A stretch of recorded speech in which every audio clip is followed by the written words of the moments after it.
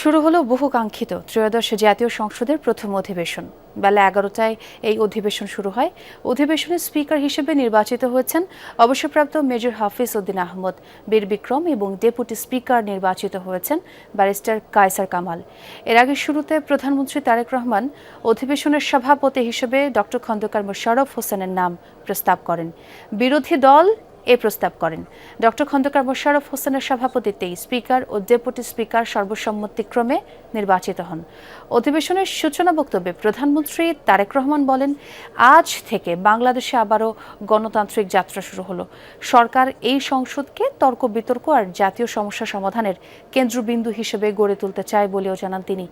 দেশের প্রতিটি নাগরিককে স্বনির্ভর করতে বিএনপি কাজ করবে বলেও জানান তারেক রহমান।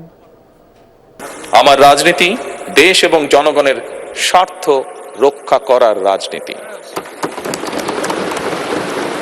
বিএনপির রাজনীতি জনগণের জীবন মান উন্নয়ন এবং স্বনির্ভর বাংলাদেশ গড়ার রাজনীতি। প্রতিটি পরিবারকে স্বনির্ভর করাই আমাদের রাজনীতির লক্ষ্য। প্রতিটি পরিবারকে স্বনির্ভর করার মাধ্যমেই বিএনপি একটি স্বনির্ভর, সমৃদ্ধ, নিরাপদ, গণতান্ত্রিক বাংলাদেশ প্রতিষ্ঠা করতে চায়। এই লক্ষ্য অর্জনে আমি জনগণের সমর্থন এবং সহযোগিতা চাইছি।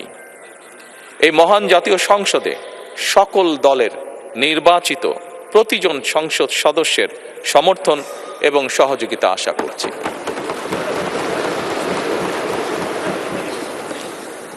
সম্মানিত সংসদ সদস্যবৃন্দ, আমি বিশ্বাস করি আমাদের দল কিংবা মত কিংবা কর্মসূচি ভিন্ন হতে পারে, কিন্তু তাবেদার মুক্ত, ফ্যাসিবাদ মুক্ত একটি স্বাধীন, সার্বভৌম, নিরাপদ, স্বনির্ভর বাংলাদেশ প্রতিষ্ঠায় আমাদের মধ্যে কোনো বিরোধ থাকতে পারে না।